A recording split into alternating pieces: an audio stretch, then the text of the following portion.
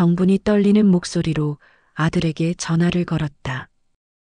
민수야, 엄마가 급히 입원해야 하는데 병원비가 2천만 원 필요해서. 2천만 원이요? 엄마, 솔직히 지금 회사 상황이 좋지 않아서. 은행에서 대출 받으시는 건 어때요? 그날 오후 정부는 민수가 5천만 원짜리 새 차를 계약하는 장면을 목격했다. 나보다 차가 더 중요한 거니. 정분의 마음속 분노가 깊어졌다. 어머니의 생명보다 자신의 편안함을 선택한 아들. 그 순간 정분의 마음은 완전히 돌아섰다. 어머님이 응급실에 실려오셨어요. 빨리 와주세요. 병원에서 급히 연락했지만 민수는 내일 아침에 갈게요라고 답했다. 병실 복도에서 들린 두 남매의 대화. 오빠, 엄마 보험금 얼마나 돼? 보험금보다는 엄마 재산이 얼마나 되는지가 더 중요하지 않을까?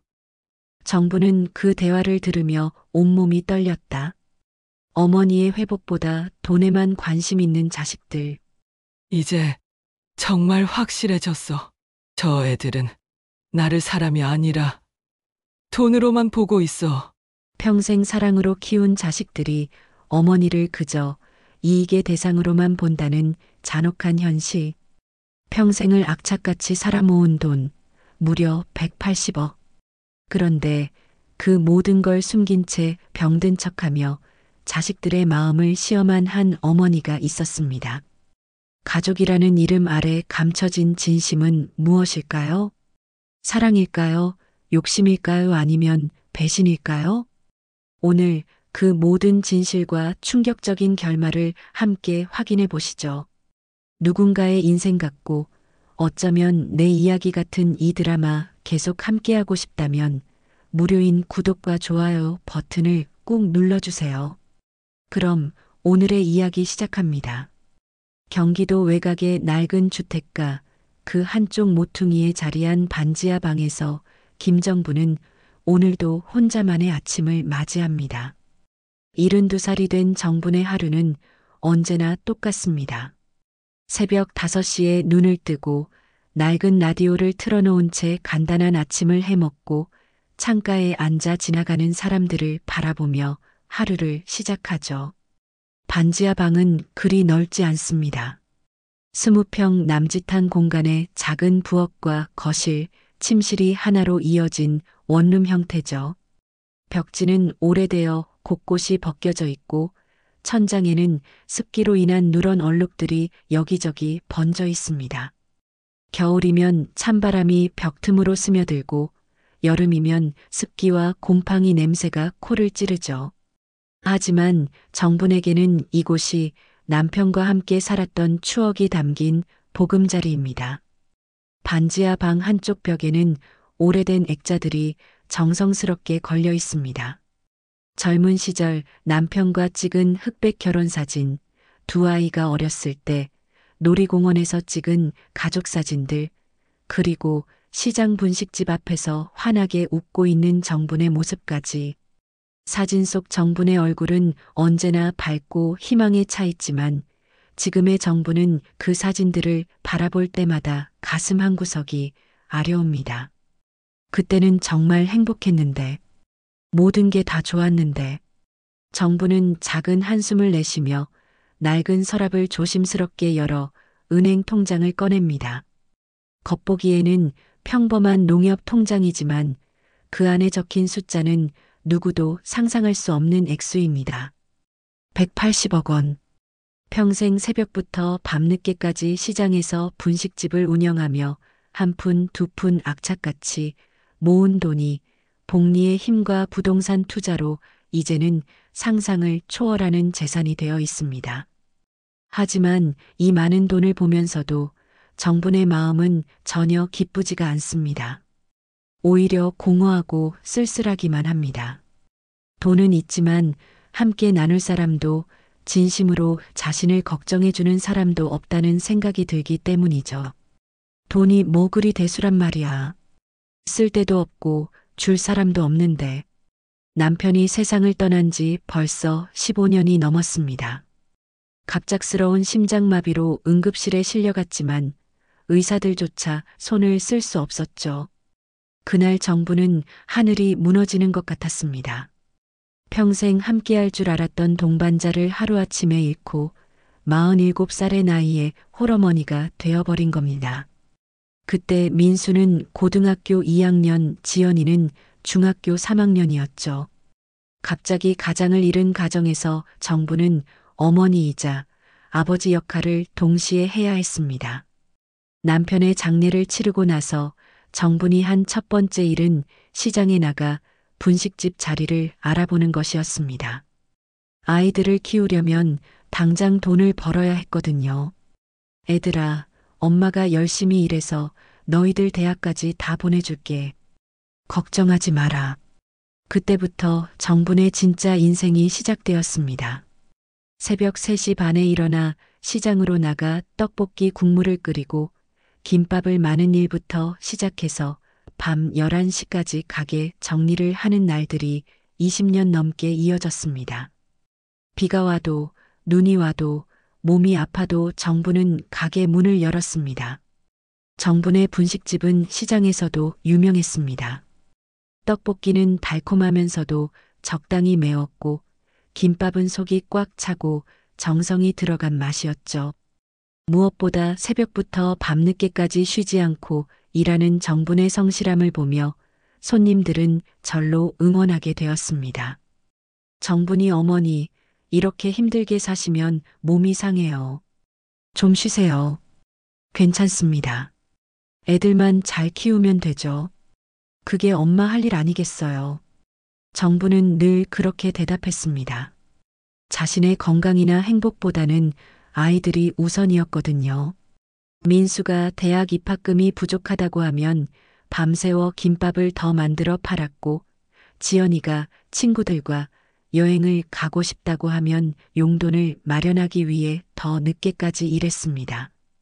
아들 민수와 딸 지연이 대학을 졸업하고 취직할 때까지, 그리고 각자 결혼해서 가정을 꾸릴 때까지 정부는 단 하루도 제대로 쉬지 않았습니다. 아이들의 결혼식 때는 주례사가 이렇게 훌륭하게 자녀를 키워내신 어머님께 박수를 보내주세요라고 할 정도였죠. 그때 정부는 정말 행복했습니다. 평생의 보람을 느꼈거든요. 하지만 아이들이 각자의 가정을 꾸리고 나서부터는 조금씩 달라지기 시작했습니다. 처음에는 일주일에 한 번씩 안부 전화를 했던 아이들이 한 달에 한 번, 그 다음에는 2달에 한 번, 이제는 명절에나 연락이 오는 수준이 되었죠. 민수는 중소기업을 운영하며 바쁘다는 핑계로, 지연이는 육아와 살림에 바쁘다는 이유로 점점 연락이 뜸해졌습니다. 정분이 먼저 전화를 걸어도 대화는 길어야 10분을 넘지 않았습니다. 민수야, 요즘 어떻게 지내니? 엄마 목소리 좀 듣고 싶어서 전화했어. 아, 엄마. 요즘 회사 일이 너무 바빠서 정신없어요. 새로운 사업 확장하느라 밤마다 회의하고, 나중에 시간 날 때 길게 얘기해요. 지연아, 엄마야. 손주들은 잘 지내지? 보고 싶다. 엄마, 지금 애들 학원 숙제 봐주느라 바빠요. 큰애가 수학을 못해서 매일 봐줘야 하거든요. 나중에 다시 전화드릴게요. 언제나 바쁘고 언제나 나중입니다. 그 나중이 언제인지는 아무도 모르죠. 정부는 점점 혼자 있는 시간이 길어지고 말할 사람도 없어서 혼잣말이 늘어갑니다.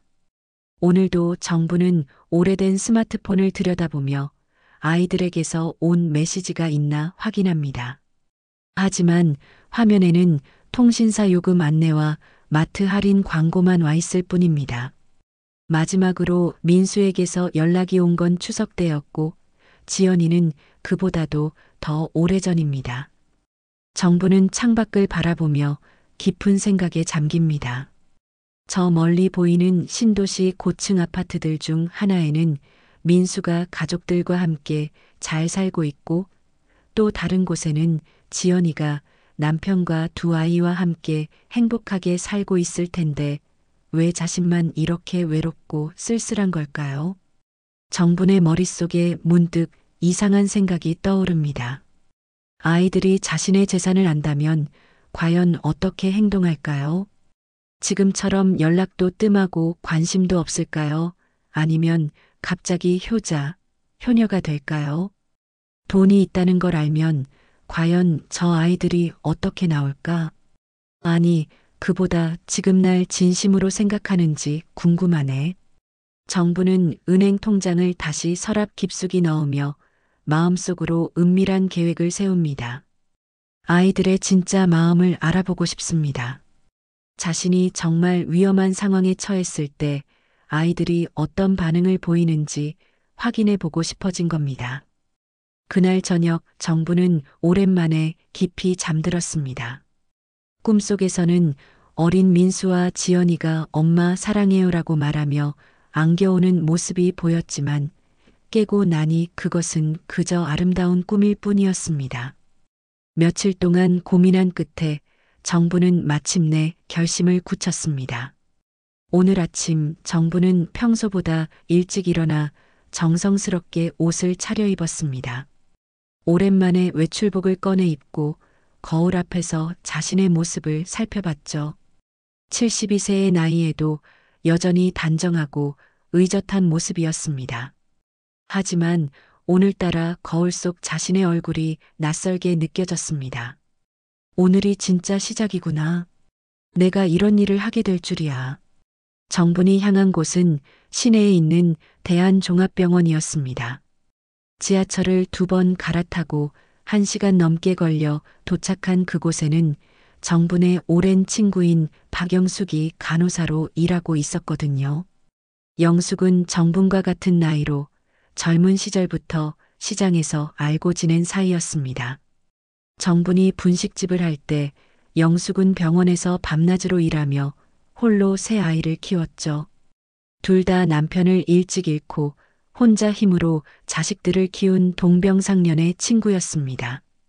병원 로비는 생각보다 복잡했습니다. 정부는 주변을 둘러보며 마음이 착잡해졌습니다.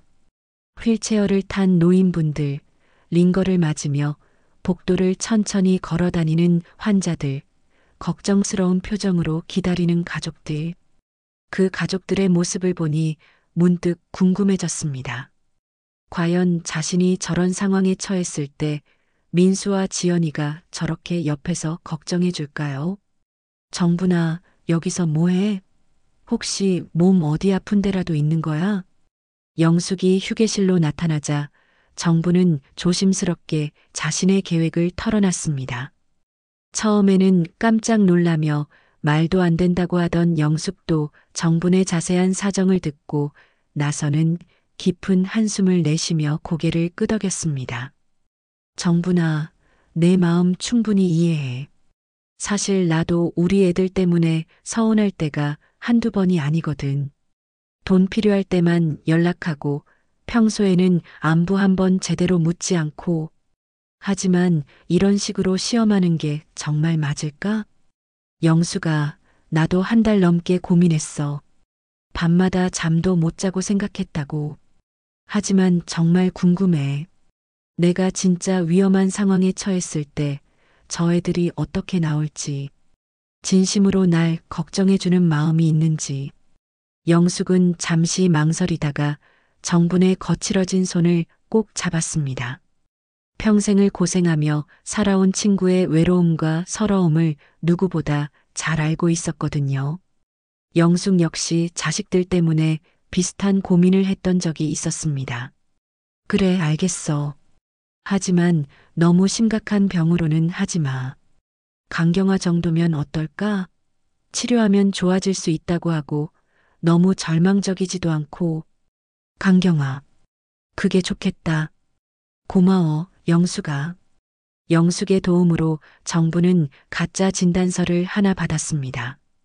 강경화 말기 소견이라고 적힌 서류를 받아들고 보니 손이 떨렸습니다. 비록 가짜라는 걸 알면서도 그 글자들이 무겁게 느껴졌거든요. 이제 정말 돌이킬 수 없는 일을 시작하는 기분이었습니다. 정분아, 그래도 너무 오래 끌지는 마. 나중에 진실을 말할 때 애들이 상처받을 수도 있어. 알아, 영수가. 그냥 진짜 마음만 확인해 보고 싶어. 집으로 돌아온 정부는 한참을 망설이며 휴대폰을 들었다 놨다 했습니다. 정말 이런 일을 해도 되는 걸까요? 하지만 며칠 전 민수가 새 차를 사면서도 어머니 안부는 한 번도 묻지 않았던 일을 떠올리니 다시 마음이 굳어졌습니다. 마침내 정부는 아들 민수에게 전화를 걸었습니다. 평소와 다르게 목소리를 가라앉히고 일부러 기운 없는 척했죠. 민수야, 엄마야. 엄마. 갑자기 웬 전화세요? 오늘 무슨 특별한 날인가? 아, 목소리가 좀 이상한데 감기라도 걸리셨어요? 민수야, 엄마가 병원에 다녀왔는데. 전화기 너머로 민수가 잠시 당황하는 기색이 느껴졌습니다. 하지만 곧 평상시와 다름없는 차분한 목소리로 대답했죠. 병원요? 어디 아프신 데라도 있으세요? 요즘 독감도 많이 돌고 하던데. 정부는 떨리는 목소리로 말을 이어갔습니다. 가슴이 두근거려서 말이 제대로 나오지 않았죠. 간이 많이 안 좋대. 의사 선생님이 간경화가 많이 진행됐다고 하시네. 말기라고. 간경화요? 그게 얼마나 심각한 건가요? 민수의 다음 말은 정분을 크게 실망시켰습니다. 어머니, 지금 어디 계세요? 나 당장 병원으로 갈게요. 같은 걱정의 말 대신 나온 것은 전혀 다른 질문이었습니다. 치료비는 대략 얼마나 드는 거예요? 보험은 되는 건가요? 정부는 가슴이 서늘해지는 것을 느꼈습니다. 아들이 가장 먼저 걱정한 것은 어머니의 건강이나 생명이 아니라 돈이었던 겁니다. 그것도 어머니를 걱정해서가 아니라 자신의 부담을 계산하는 투였죠. 아직 정확히는 모르겠는데 의사 선생님이 오래 치료해야 한다고 하시네. 입원도 해야 하고. 아, 그렇군요.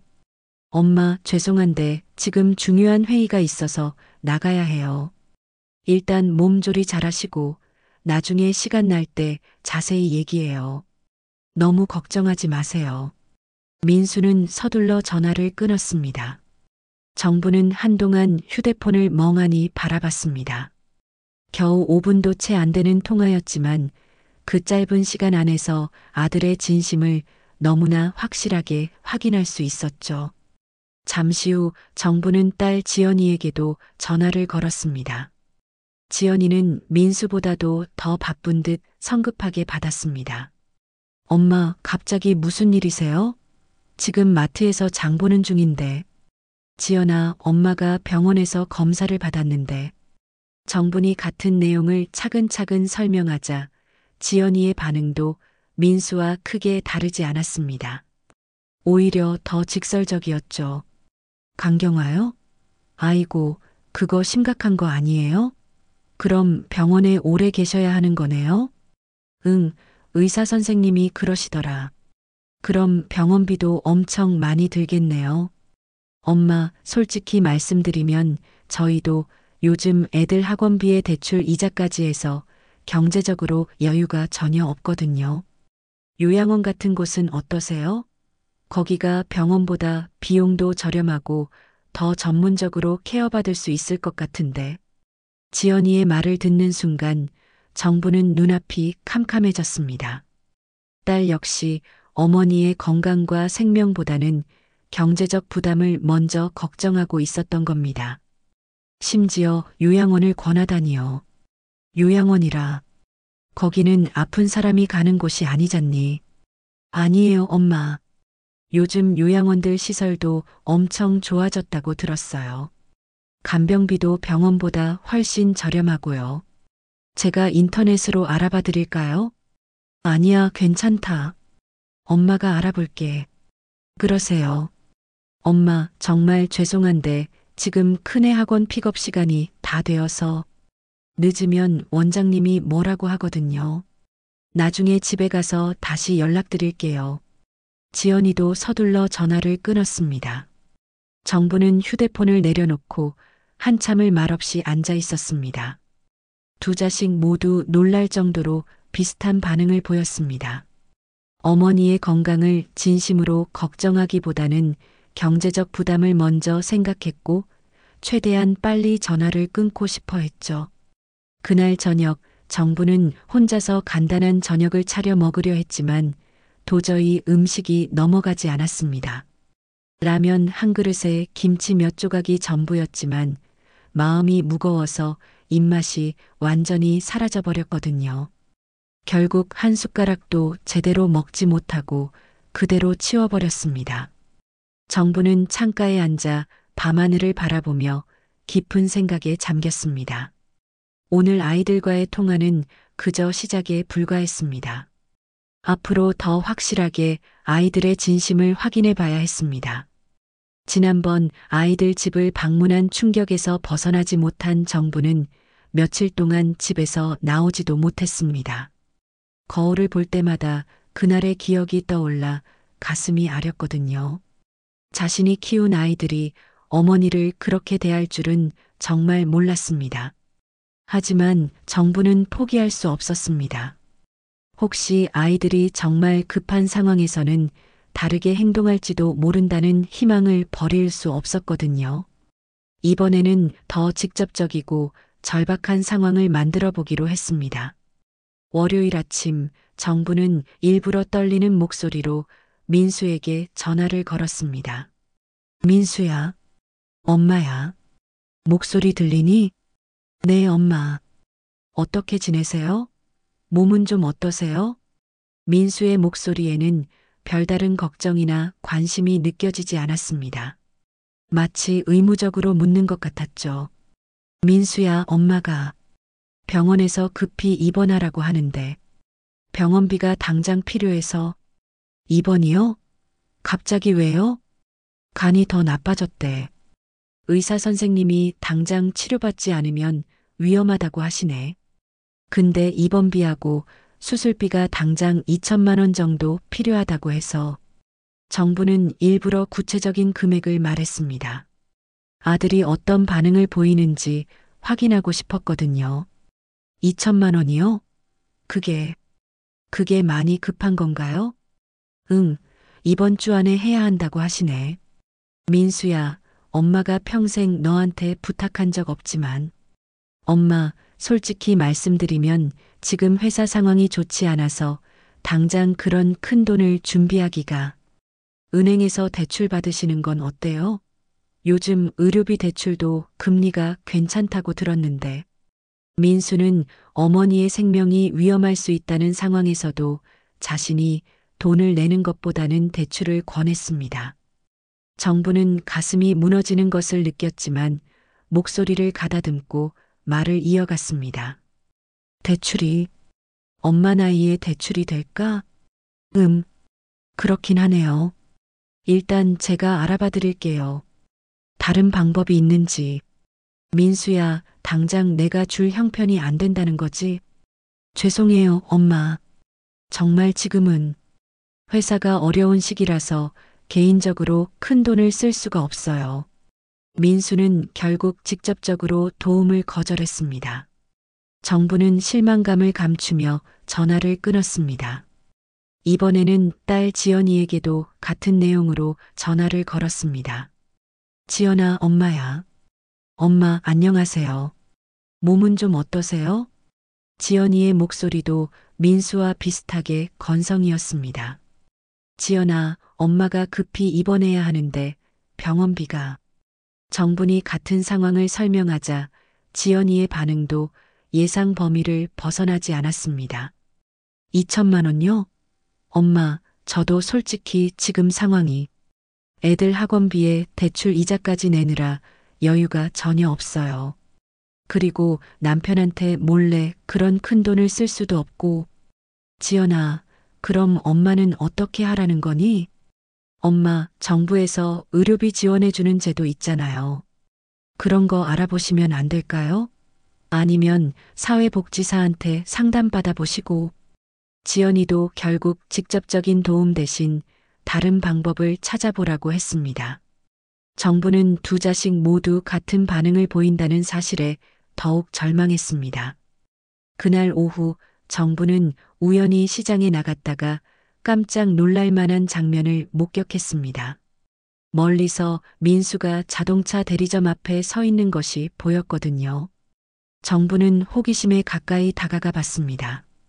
고객님, 이 모델로 결정하시는 거죠? 정말 좋은 선택이십니다. 영업사원이 민수에게 설명하고 있었습니다. 정분이 보니 그것은 최신형 수입차였습니다. 가격표를 보니 5천만 원이 넘는 고급차였죠. 네, 이걸로 하겠습니다. 계약서 준비해 주세요. 민수는 망설임 없이 계약을 진행했습니다. 정부는 충격을 받았습니다. 어머니의 병원비 2천만 원은 없다고 하면서 자신은 5천만 원짜리 차를 사고 있었던 겁니다. 나보다 차가 더 중요한 거니. 정부는 숨어서 그 장면을 지켜보며 마음속 분노가 깊어지는 것을 느꼈습니다. 평생 자신을 위해 희생했던 어머니보다 새 차가 더 우선순위였던 겁니다. 집으로 돌아온 정부는 더 이상 참을 수 없었습니다. 이번에는 지연이가 어떤 모습인지도 확인해 보고 싶었습니다. 며칠 후 정부는 지연이가 자주 가는 백화점 근처에서 기다렸습니다. 얼마 지나지 않아 지연이가 나타났습니다. 하지만 그의 모습은 정분이 예상했던 것과 완전히 달랐습니다. 지연이는 명품 가방을 들고 있었고 옷도 비싸 보이는 브랜드 제품이었습니다. 친구들과 함께 카페에 들어가는 모습도 보였죠. 어머, 지연아. 오늘 뭔 특별한 날이야? 옷도 새로 샀네. 응, 남편이 사주었어. 요즘 사업이 잘 돼서 용돈도 많이 줘. 지연이는 친구들과 즐겁게 웃으며 대화했습니다. 정부는 멀리서 그 모습을 보며 가슴이 아팠습니다. 어머니에게는 돈이 없다고 하면서 자신은 명품을 사고 친구들과 비싼 카페에서 시간을 보내고 있었던 겁니다. 저 애들이 정말 돈이 없는 게 아니었구나. 정부는 이제 확신할 수 있었습니다. 민수와 지연이 모두 경제적으로 여유가 있으면서도 어머니를 도와주고 싶지 않았던 겁니다. 자신들의 편안한 생활이 어머니보다 더 중요했던 거죠. 그날 밤 정부는 혼자 앉아 깊은 생각에 잠겼습니다. 지금까지의 모든 일들이 머릿속에서 정리되었습니다. 가짜 병든 척했을 때의 냉담한 반응, 초라한 모습으로 찾아갔을 때의 창피해하는 모습, 그리고 병원비가 필요하다고 했을 때의 거절. 반면에 자신들은 고급차를 사고 명품을 사며 편안하게 살고 있었습니다. 내가 평생 모은 돈, 너희에겐 절대 안 주겠다. 정부는 마음속으로 단단히 다짐했습니다. 이제 더 이상 아이들에게 기대하지 않기로 했습니다. 오히려 자신의 재산을 어떻게 처리할지 진지하게 고민하기 시작했죠. 밤이 깊어갈수록 정분의 마음은 더욱 굳어졌습니다. 아이들이 진심으로 어머니를 사랑한다면 경제적 상황이 어렵더라도 최선을 다해 도와주려 했을 겁니다. 하지만 그들은 그렇지 않았습니다. 자신들의 안락한 생활을 포기하면서까지 어머니를 도와주고 싶지 않았던 겁니다. 정부는 이제 다음 단계를 준비해야 한다고 생각했습니다. 아이들의 진심을 완전히 확인했으니 이제 자신만의 계획을 세워야 할 때였습니다. 며칠 동안 마음의 정리를 끝낸 정부는 이제 마지막 시험을 해보기로 결심했습니다. 이번에는 정말로 응급 상황을 연출해서 아이들이 어떤 반응을 보이는지 확인해 보는 겁니다. 만약 이번에도 아이들이 냉담한 반응을 보인다면 정말로 모든 것을 포기하기로 마음먹었거든요. 화요일 오후 정부는 친구 영숙에게 다시 연락했습니다. 영숙은 정분의 지난 이야기들을 들으며 안타까워했지만 이번만큼은 조금 더 신중하게 행동하라고 조언했습니다.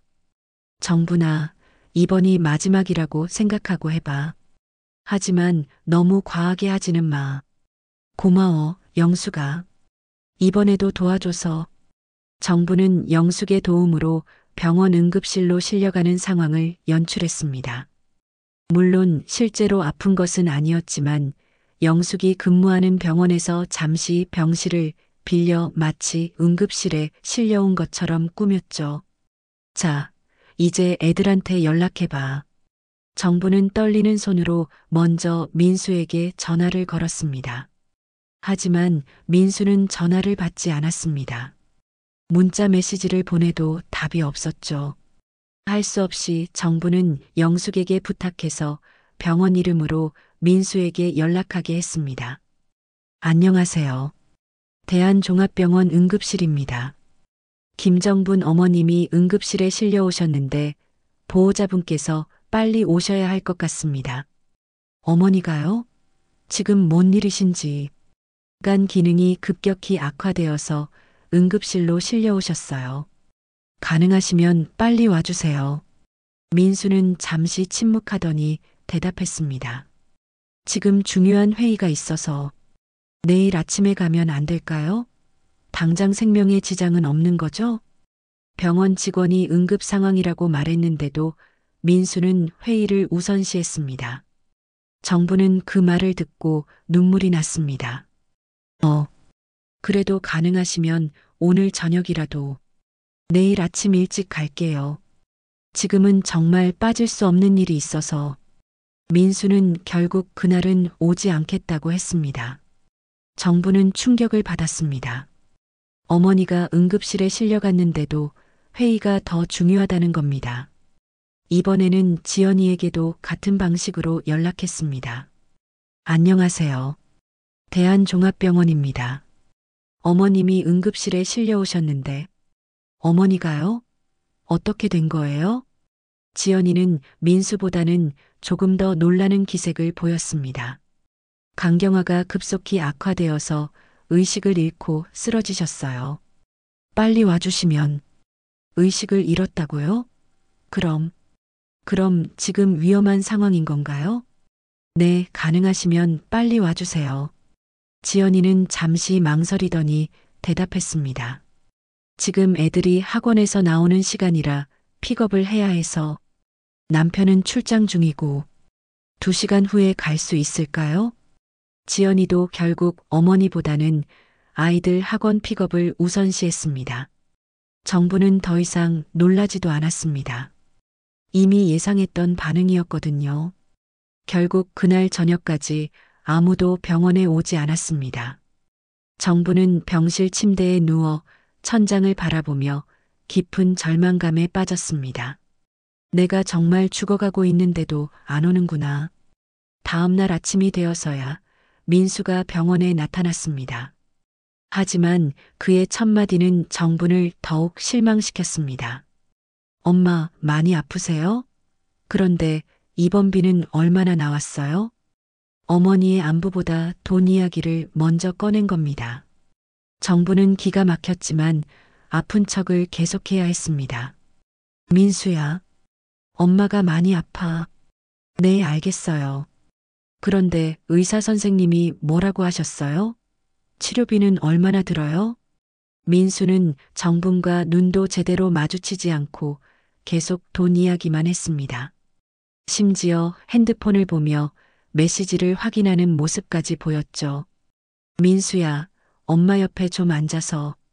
엄마, 저 오늘 오후에 중요한 미팅이 있어서 오래 있을 수가 없어요.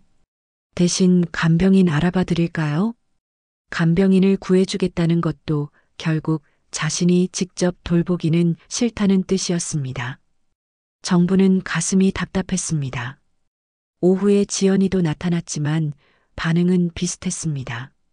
엄마, 괜찮으세요? 그런데 여기 계속 계셔야 하는 거예요? 지연아, 엄마, 솔직히 말씀드리면 병원비가 너무 많이 나올 것 같아서 걱정이에요. 요양원으로 옮기시는 건 어떠세요? 거기서도 치료받을 수 있잖아요. 지연이는 또다시 요양원 이야기를 꺼냈습니다. 정부는 딸의 말을 듣고 있자니 화가 치밀어 올랐습니다. 더 충격적인 것은 두 남매가 병실 복도에서 나눈 대화였습니다. 정부는 들리지 않는 척하면서 귀를 기울였죠. 오빠, 엄마 보험금 얼마나 돼? 보험금? 그런 걸 지금 왜 물어봐? 아니, 만약에 말이야. 혹시 모르잖아. 보험금보다는 엄마가 가진 재산이 얼마나 되는지가 더 중요하지 않을까? 분식집 하면서 꽤 모았을 텐데. 맞아. 그런데 엄마가 얼마나 가지고 있는지 모르겠어요. 두 남매는 어머니의 회복보다는 보험금과 재산에 더 관심이 있었습니다. 정부는 그 대화를 들으며 온몸이 떨렸습니다. 이제 정말 확실해졌어.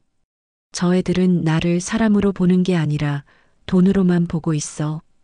그날 저녁 두 남매는 모두 집으로 돌아갔습니다. 정부는 혼자 병실에 남아 깊은 생각에 잠겼습니다. 지금까지의 모든 시험을 통해 아이들의 진심을 확인했습니다. 그들에게 어머니는 부담스러운 존재일 뿐이었고 관심 있는 것은 오직 돈뿐이었습니다. 내가 평생 모은 돈, 너희에겐 절대 안 주겠다. 정부는 마음속으로 단단히 다짐했습니다. 이제 자신만의 계획을 실행할 때가 온 것 같았습니다. 180억이라는 거대한 재산을 어떻게 처리할지, 그리고 아이들에게 어떤 교훈을 줄지 진지하게 고민하기 시작했습니다. 밤이 깊어갈수록 정분의 결심은 더욱 굳어졌습니다. 이제 더 이상 망설일 이유가 없었습니다. 병원에서 돌아온 정부는 며칠 동안 깊은 고민에 빠져 있었습니다. 아이들의 진심을 확인한 지금, 이제 자신의 재산을 어떻게 처리할지 결정해야 했습니다. 180억이라는 거대한 돈을 그냥 두고 죽을 수는 없었거든요. 정부는 오랫동안 거래해온 하나은행 양재지점을 찾았습니다. 이곳의 김 과장은 정분이 분식집을 할 때부터 알고 지낸 사이였습니다. 정분의 성실함을 누구보다 잘 알고 있는 사람이었죠. 어머님, 오랜만입니다. 어떻게 지내셨어요? 김 과장님, 안녕하세요. 오늘 상담받고 싶은 일이 있어서 왔어요. 김 과장은 정분을 귀빈실로 안내했습니다. 정분이 얼마나 중요한 고객인지 잘 알고 있었거든요. 평생 한 푼도 함부로 쓰지 않고 성실하게 돈을 모아온 정분의 통장 잔고는 은행에서도 주목할 만한 수준이었습니다. 어머님, 무엇을 도와드릴까요? 김 과장님, 유언장을 새로 작성하고 싶어요. 그리고 제 재산 현황을 정확히 정리해 주세요. 김 과장은 정분의 요청에 따라 컴퓨터를 확인했습니다. 화면에 나타난 숫자들을 보며 다시 한번 놀라는 표정을 지었죠. 어머님 재산은 현재 정확히 183억 5천만 원입니다. 예금이 60억, 부동산이 123억 정도 되네요. 정분 자신도 정확한 액수를 듣고 깜짝 놀랐습니다. 부동산 가격이 올라서 생각보다 더 많아져 있었거든요.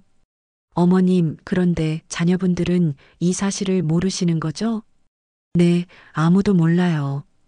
일부러 숨겨뒀거든요. 김 과장은 고개를 끄덕였습니다. 정분이 왜 그랬는지 충분히 이해할 수 있었습니다. 이런 거액을 알면 가족 관계가 복잡해질 수 있다는 걸 김 과장도 많이 봐왔거든요. 어머님이 그렇게 하신 이유가 있으셨겠죠. 그런데 유언장은 어떻게 작성하고 싶으신가요? 정부는 잠시 망설이다가 입을 열었습니다. 자식들에게는 주고 싶지 않아요. 다른 사람들에게 주려고 해요. 김 과장은 놀란 표정을 지었지만 더 이상 묻지 않았습니다. 고객의 사정에 대해 함부로 간섭하지 않는 것이 원칙이었거든요. 그럼 누구에게 유증하실 계획이신가요? 정부는 이미 마음속으로 정해둔 계획을 말했습니다. 절반은 평생 절 도와준 후배 박영숙 씨에게 주고 싶어요. 그 사람은 진짜 저를 가족처럼 생각해 주거든요. 영숙은 정분이 힘들 때마다 항상 곁에 있어준 사람이었습니다. 남편이 돌아가셨을 때도 아이들 때문에 고민할 때도 늘 든든한 지원군이 되어줬죠. 정분에게는 혈연보다 더 가까운 사람이었습니다. 그리고 나머지는 손녀에게 주고 싶어요. 정분의 손녀는 민수의 딸로 올해 20살이었습니다. 어려서부터 할머니를 많이 따랐고 대학에 들어간 후에도 가끔 안부 전화를 하는 착한 아이였죠. 무엇보다 아버지와는 달리 순수하고 진실한 마음을 가지고 있었습니다. 손녀분께는 언제 줄 계획이신가요? 결혼할 때까지 신탁으로 맡겨두고 결혼하면 그때 주려고 해요. 그 전까지는 생활비 정도만 나가도록 하고요. 김 과장은 정분의 뜻에 따라 유언장 초안을 작성하기 시작했습니다. 법적으로 문제 없도록 세심하게 검토하면서 말이죠. 어머님, 그런데 자녀분들이 나중에 유언장에 대해 이의를 제기할 수도 있어요. 그래도 상관없어요. 제 재산은 제가 번 거니까 제 마음대로 처분할 권리가 있잖아요. 맞습니다. 하지만 혹시 모르니까 녹음이나 영상으로도 남겨두시는 게 좋을 것 같아요. 김 과장의 조언에 따라 정부는 유언 영상도 촬영했습니다. 자신이 왜 이런 결정을 내렸는지, 아이들이 어떻게 행동했는지 상세히 기록했죠. 저는 평생 아이들을 위해서만 살았습니다. 하지만 아이들은 저를 진심으로 사랑하지 않았습니다. 제가 아플 때도 도움이 필요할 때도 외면했습니다. 그래서 제 재산은 저를 진심으로 아껴준 사람들에게 주기로 했습니다. 영상을 다 촬영한 후 정부는 마음이 한결 가벼워졌습니다. 이제 더 이상 아이들 눈치를 볼 필요가 없어졌거든요. 어머님, 그런데 언제 이 사실을 공개하실 건가요? 아직은 때가 아닌 것 같아요. 아이들이 진짜 어떤 사람들인지 확실히 보여주고 나서 하려고 해요. 정부는 은행의 특별 사물함에 유언장과 모든 재산 관련 서류들을 보관했습니다. 그리고 영숙과 손녀에게만 이 사실을 알리기로 했죠. 집으로 돌아가는 길에 정부는 영숙에게 전화를 걸었습니다. 영숙아, 시간 있을 때 만날 수 있을까? 물론이지. 무슨 일이야? 중요한 얘기가 있어서. 며칠 후 정부는 영숙을 만나 모든 사실을 털어놨습니다. 자신의 재산 규모부터 유언장 내용까지 모든 것을 말이죠. 정부나, 내가 그렇게 많은 돈을 가지고 있었다니. 정말 몰랐어. 영숙아, 미안해. 지금까지 숨기고 있어서. 아니야, 그럴만했어. 나라도 그랬을 거야. 그런데 정말 나한테 그렇게 많은 돈을 줄 거야? 영숙아, 너는 내 가족보다 더 가족 같은 사람이야. 당연히 받아야 해. 영숙은 눈물을 흘리며 정분을 꼭 안아줬습니다. 평생을 고생하며 살아온 친구가 이런 고민을 혼자 해왔다는 것이 안타까웠거든요. 정분아, 그래도 아이들한테 한 번 더 기회를 주는 건 어때? 영숙아, 난 이미 충분히 기회를 줬어. 이제는 그들이 어떤 선택을 하는지 지켜볼 뿐이야. 정부는 이제 모든 준비를 마쳤습니다. 유언장도 작성했고 재산도 정리했습니다. 이제 남은 것은 아이들에게 진실을 밝히는 일뿐이었습니다. 하지만 그 전에 한 가지 더 확인하고 싶은 것이 있었습니다. 과연 아이들이 정말 마지막까지 어머니보다 돈을 우선시할 것인지, 그리고 진실을 알았을 때 어떤 반응을 보일 것인지 말이죠. 정부는 집으로 돌아와 다음 계획을 세우기 시작했습니다. 모든 준비를 마친 정부는 마침내 결정적인 순간을 맞이할 때가 왔다고 생각했습니다. 더 이상 미룰 이유도 없었고 아이들의 진심도 충분히 확인했습니다. 이제 진실을 밝힐 때였습니다. 토요일 오후 정부는 민수와 지연이에게 동시에 전화를 걸었습니다. 평소와 달리 단호한 목소리로 말했죠. 민수야, 지연아, 오늘 저녁에 엄마 집으로 와. 중요한 얘기가 있어. 엄마, 갑자기 무슨 일이세요? 저 오늘 약속이. 지연아, 약속 취소해. 오늘은 꼭 와야 해. 정분의 단호한 목소리에 두 남매는 어쩔 수 없이 승낙했습니다. 오후 6시에 반지하 방으로 오기로 했죠. 정부는 아이들이 오기 전에 식탁을 정성스럽게 차렸습니다. 오랜만에 제대로 된 음식을 준비했죠. 아이들이 어렸을 때 좋아했던 잡채, 불고기, 그리고 손수 만든 김치찌개까지 마지막이 될지도 모르는 가족 식사를 위해서였습니다. 6시 정각, 민수가 먼저 도착했습니다. 지연이는 10분 정도 늦게 왔죠. 두 남매는 어머니가 준비한 음식을 보며 의외라는 표정을 지었습니다. 엄마, 이게 다 뭐예요?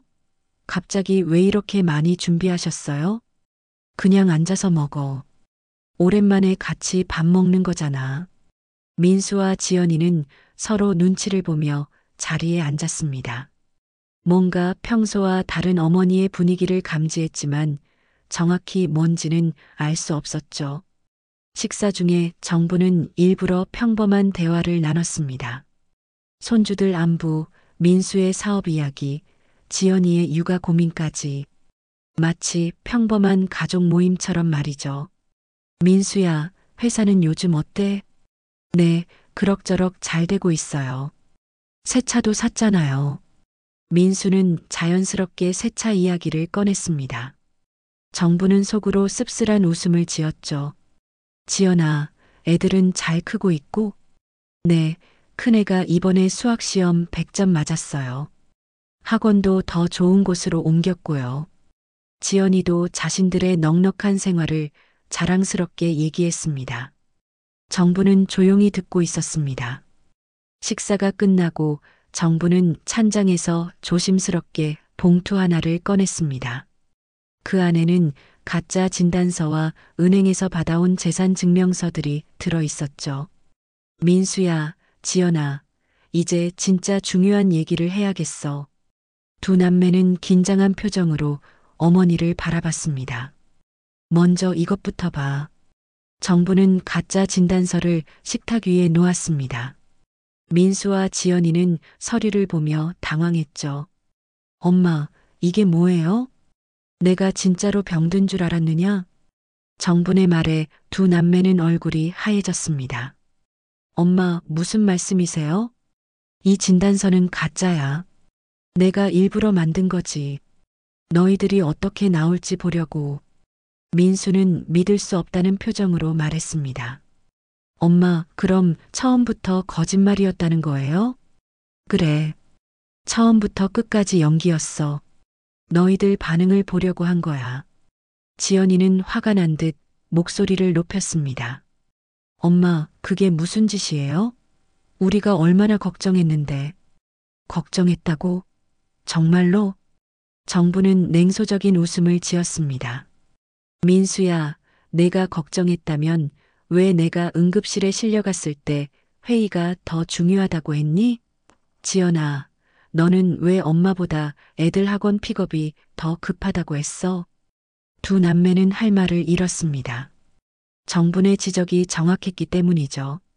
그리고 이것도 봐. 이번에는 은행 서류들을 꺼냈습니다. 정분의 전 재산이 적힌 문서들이었죠. 엄마, 이건 뭐예요? 내 재산 목록이야. 정확히 183억 5천만 원. 민수와 지연이는 그 숫자를 보고 입을 다물지 못했습니다. 183억이요? 그게 정말이에요? 그래. 내가 평생 모은 돈이야. 너희들이 몰래 찾고 있던 바로 그 돈. 정부는 두 남매가 병원에서 나눈 대화까지 모두 들었다고 말했습니다. 너희들이 병원에서 보험금이니 재산이니 하면서 얘기하는 거 다 들었어. 민수는 당황하며 변명하려 했습니다. 엄마, 그게 아니라 저희가 그런 뜻으로 한 말이 아니에요. 그럼 무슨 뜻이었어? 내가 죽어가고 있는데 보험금 계산하는 게 무슨 뜻이야? 지연이도 얼굴이 빨개지며 소리쳤습니다. 엄마, 그 돈이 그렇게 많았다면 미리 말씀하셨어야죠. 우리가 얼마나 고생하며 살았는데. 내가 고생했다고? 명품 가방 들고 다니면서? 정부는 지연이가 백화점에서 친구들과 만난 것까지 모두 봤다고 말했습니다. 민수야, 너도 마찬가지야. 5천만 원짜리 차 사면서 엄마 병원비는 없다고 했지? 두 남매는 완전히 당황했습니다. 어머니가 자신들의 모든 행동을 지켜보고 있었다는 사실을 깨달았거든요. 엄마, 저희가 잘못했어요. 하지만 그렇다고 이렇게까지 하실 필요 없었다고? 그럼 처음부터 엄마를 제대로 대했어야지. 정부는 마지막으로 유언장을 꺼냈습니다. 이게 뭔지 알겠니? 유언장이야. 유언장이요? 그래. 내 재산은 너희들한테 한 푼도 안 줄 거야. 민수와 지연이의 얼굴에서 혈색이 사라졌습니다.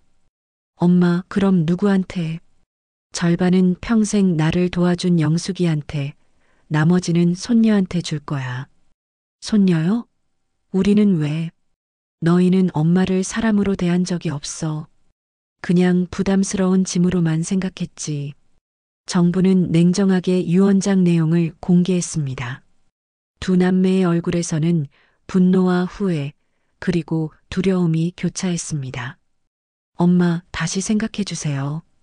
저희가 잘못했으니까 앞으로 잘할게요. 이제 와서? 너무 늦었어. 그날 밤 반지하 방에는 긴 침묵이 흘렀습니다. 진실이 밝혀진 후 가족 관계는 완전히 달라져 버렸습니다. 몇 달이 지나고 정부는 시내에서 조금 떨어진 조용한 전원주택으로 이사했습니다. 180억이라는 재산이 있으니 더 이상 반지하 방에 살 이유가 없었거든요. 새 집은 작지만 깔끔하고 햇볕이 잘 드는 곳이었습니다. 정부는 그곳에서 홀로 평온한 날들을 보내고 있었습니다. 정부의 일상은 단순했습니다. 아침에 일어나 작은 정원에 물을 주고 오후에는 책을 읽거나 영숙과 전화 통화를 했습니다. 저녁에는 혼자서 소박한 식사를 하며 창밖 풍경을 바라봤죠. 아이들에 대한 걱정이나 기대 없이 사는 생활이 생각보다 편안했습니다. 영숙은 처음에 정분이 너무 냉정하게 아이들을 대하는 것 아니냐고 걱정했지만 점점 정분의 마음을 이해하게 되었습니다. 평생을 자식들을 위해 희생했던 정분이 이제는 자신만을 위해 살 권리가 있다고 생각했거든요. 정분아, 요즘 어때? 혼자 사는 게 외롭지 않아? 전혀. 오히려 마음이 편해. 누구 눈치 볼 필요도 없고 내 마음대로 살 수 있어서 좋아. 정부는 정말로 행복해 보였습니다. 오랜만에 자신만을 위한 시간을 갖게 된 거죠. 그런데 어느 따뜻한 봄날 오후 정분이 정원에서 꽃에 물을 주고 있을 때였습니다. 대문 밖에서 익숙한 목소리들이 들려왔습니다. 엄마, 엄마 계세요? 정부는 손을 멈추고 문 쪽을 바라봤습니다. 민수와 지연이의 목소리였습니다. 두 남매가 함께 찾아온 겁니다. 정부는 천천히 대문으로 걸어갔습니다. 문을 열자 민수와 지연이가 서 있었는데 두 사람의 모습은 예전과 많이 달라져 있었습니다. 민수는 수척해져 있었고 지연이는 눈가에 다크서클이 짙게 자리 잡고 있었습니다. 엄마, 민수가 조심스럽게 입을 열었습니다. 엄마, 저희가 이렇게 찾아와도 될까요? 정부는 두 사람을 조용히 바라봤습니다. 예전 같았으면 마음이 흔들렸겠지만 이제는 그렇지 않았습니다. 무슨 일로 왔니? 엄마, 지난 일은 다 잊고 다시 시작하면 안 될까요? 민수의 목소리에는 절박함이 묻어 있었습니다. 지연이도 고개를 숙이며 말했습니다. 엄마, 우리가 정말 잘못했어요. 제발 한 번만 용서해 주세요. 저희가 진심으로 뉘우치고 있어요. 두 남매는 진심으로 사과하는 것 같았습니다. 하지만 정분의 마음은 이미 굳어진 상태였습니다. 너무 늦었다는 생각밖에 들지 않았거든요. 너희들 말 다 들었어. 정부는 담담한 목소리로 대답했습니다. 하지만 이미 늦었어. 엄마, 그렇게 말씀하지 마세요. 저희가 정말 달라졌어요. 민수가 간절하게 말했지만 정부는 흔들리지 않았습니다. 민수야, 지연아. 너희가 돈이 아닌 날 원했다면 그때 왔어야지. 내가 정말 아프다고 했을 때, 내가 도움이 필요하다고 했을 때 말이야. 정부는 한참을 두 자녀를 바라보다가 천천히 고개를 저었습니다. 지금은 너무 늦었어. 엄마, 제발. 지연이가 울먹이며 매달렸지만 정분의 마음은 변하지 않았습니다. 너희들이 진심으로 변했는지 아닌지는 중요하지 않아. 이미 내 마음에는 상처가 너무 깊게 새겨졌거든. 정부는 조용히 말을 이어갔습니다. 엄마라는 이름으로 평생을 희생했는데 정작 너희들에게는 그저 부담스러운 존재였잖아.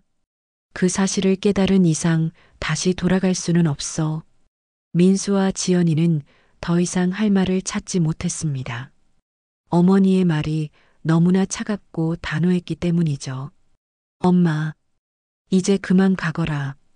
그리고 다시는 찾아오지 마.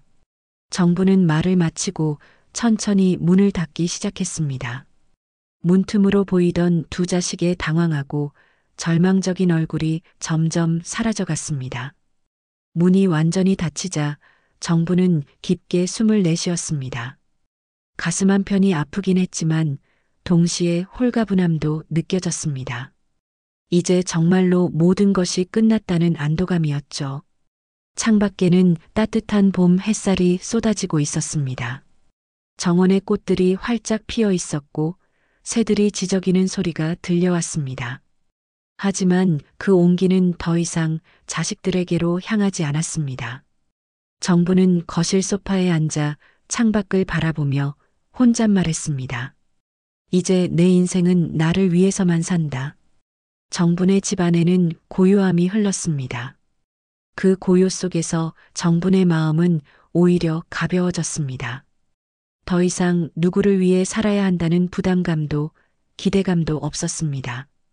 그저 자신만을 위한 평온한 시간만이 있었을 뿐이죠. 며칠 후 정부는 영숙과 통화하며 그날 일을 이야기했습니다. 정부나, 혹시 후회되지 않아? 전혀. 오히려 시원해. 이제 정말 자유로워진 기분이야. 그래, 내가 그렇게 생각한다면 잘 된 거야. 평생 고생만 했으니까 이제는 내 자신을 위해 살아도 돼. 정부는 영숙의 말에 고개를 끄덕였습니다. 이제 정말로 새로운 인생이 시작된 것 같았습니다. 그날 저녁 정부는 혼자서 소박한 저녁을 차려 먹으며 창밖의 노을을 바라봤습니다. 붉은 노을이 하늘을 물들이고 있었고 멀리서 귀뚜라미 소리가 들려왔습니다. 정부는 마음속으로 다짐했습니다. 앞으로는 진정으로 자신만을 위해 살겠다고. 그동안 미뤄왔던 여행도 가고 하고 싶었던 일들도 해보겠다고 말이죠. 창밖의 별들이 하나둘 떠오르기 시작했고 정부는 그 별빛을 바라보며 평온한 미소를 지었습니다. 비로소 진정한 자유를 찾은 것 같았습니다. 돈이 아닌 마음을 먼저 내밀었더라면 결말은 달라졌을까요? 때로는 가족보다 먼 사람도 있고 먼 사람보다 가까운 가족도 있습니다. 오늘의 이야기가 누군가에겐 경고가 또 누군가에겐 위로가 되길 바랍니다. 시청해 주셔서 감사합니다. 이 드라마가 마음에 남았다면 구독과 좋아요로 다음 이야기를 함께 해주세요.